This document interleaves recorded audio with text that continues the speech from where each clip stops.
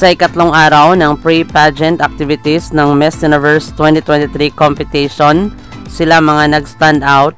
Nangunguna si Miss Puerto Rico kasama ang kinitawan ng mga bansang Paraguay, Nigeria, Iceland, Indonesia. Dili nagpapahuli ang mga kinatawan ng bansang Curaçao, Canada, Costa Rica, Vietnam, USA.